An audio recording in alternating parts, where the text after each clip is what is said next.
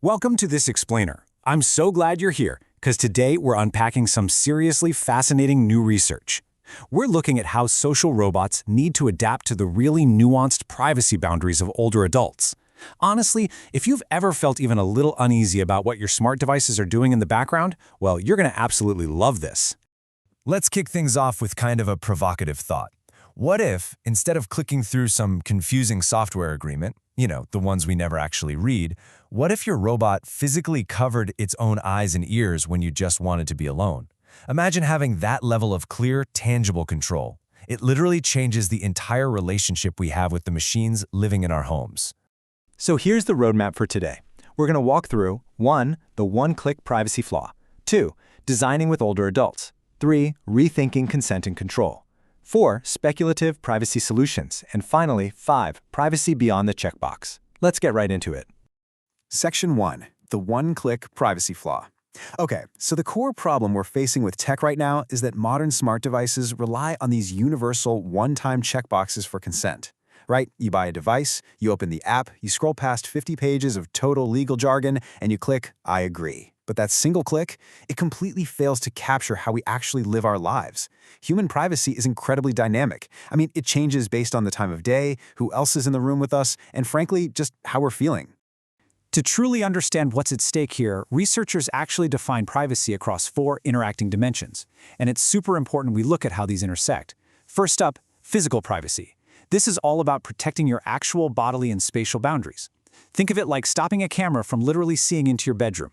Second is psychological privacy. This is your mental peace. Freedom from that creeping feeling like you're constantly being watched. Even if a camera is off, just having a lens pointed at you can create this sort of low-level anxiety, right? Third, we have social privacy, which regulates your interpersonal interactions. Like, if you have guests over for dinner, you definitely don't want your smart assistant loudly announcing an upcoming medical appointment. It's all about context. And finally, informational privacy. That's your traditional control over personal data collection and storage. Where's the video going? Who has the audio files? The problem is, current one-size-fits-all settings just don't cover all 4 of these at the same time. You might be totally fine sharing health data with your doctor, but demand absolute physical privacy when you're changing clothes in your own house. Moving on to Section 2, designing with older adults. To really dismantle this flawed checkbox system, the research team went straight to a demographic that tech companies almost always ignore: older adults living in assisted living facilities. By putting commercial robots like Amazon's Astro and the research robot Misty directly into the hands of these participants during participatory design workshops, the researchers grounded all these abstract concepts into actual real-world stakes. See, too often the tech industry just treats older adults as passive consumers. They're seen as a demographic you just manage with simplified interfaces or, bigger buttons, but they are rarely treated as active co-designers. So, by running these hands-on workshops, the researchers let the participants actually experience how these robots see, hear, and navigate using their sensors. It wasn't just some boring hypothetical survey. It was a really active exploration of boundaries with physical machines roaming right there in the room. And wow, the baseline surveys they took before the workshops made one thing crystal clear. An overwhelming majority of these participants, we're talking over 85%, demanded active control over their personal data. This absolutely shatters the stereotype that older adults don't understand or just don't care about digital privacy. They were not passively accepting the technology at all. They were deeply invested in managing exactly how, when, and where their information was captured. They fully recognized the trade-offs between needing assistance and keeping their autonomy, and they wanted their hands firmly on the steering wheel. So, Section 3, rethinking consent and control. How do we actually fix this problem? Well, during the workshops, the older adults were asked to reimagine these systems through storyboarding. And let me tell you, their feedback was an absolute revelation. Expressing some really deep skepticism of invisible digital infrastructure, one participant brilliantly referred to cloud storage as Big Daddy in the sky. That perfectly encapsulates a profound lack of trust, doesn't it? They just didn't trust that their deeply personal data was somehow safe floating around in remote, abstract servers that they couldn't see, touch, or verify. The sheer opacity of digital interfaces, where data just kind of vanishes into the ether, that was identified as a massive fundamental barrier to ever trusting a robotic assistant in their homes. And when it came to data deletion, another participant completely rejected the whole idea of digital erasure. Instead, they proposed that they should be able to, quote, physically destroy it through an industrial shredder. Seriously, take a moment and just let that visceral image sink in. An industrial shredder. The crucial point here is that digital delete buttons are viewed as theoretical, hidden, and honestly reversible. We've all heard the stories of data breaches from supposedly deleted servers, right?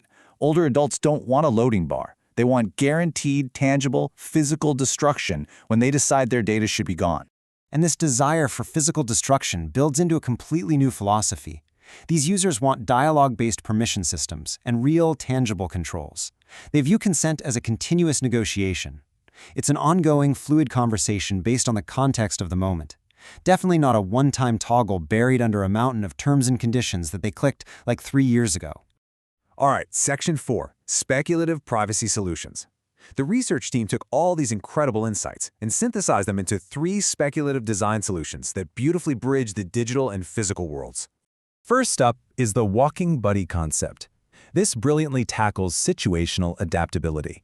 Imagine a robot that actively turns off its camera and microphone data sharing during a peaceful walk, just to protect your psychological privacy. It just quietly accompanies you.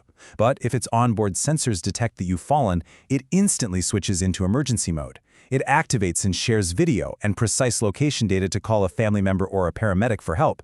Think about the massive relief a user would feel, having a companion that intuitively understands when to give them space versus when to break those boundaries to literally save their life.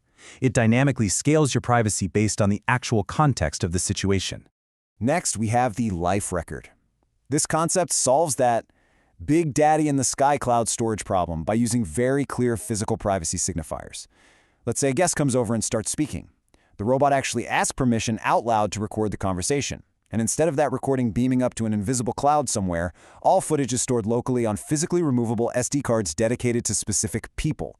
Want to delete the conversation you just had with your friend John? You literally just pop open the robot's chest, pull out the SD card labeled John, and manage it or delete it yourself.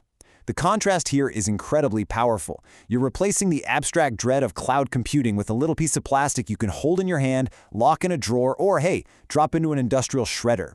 Finally, we look at the daily assistant. This was inspired directly by the participants' own storyboards for medical tasks, like having a robot fetch you a blood pressure cuff. This concept tackles the really profound challenge of handling highly sensitive health data inside the home. To protect something like a private telemedicine call, this assistant uses secure multimodal inputs.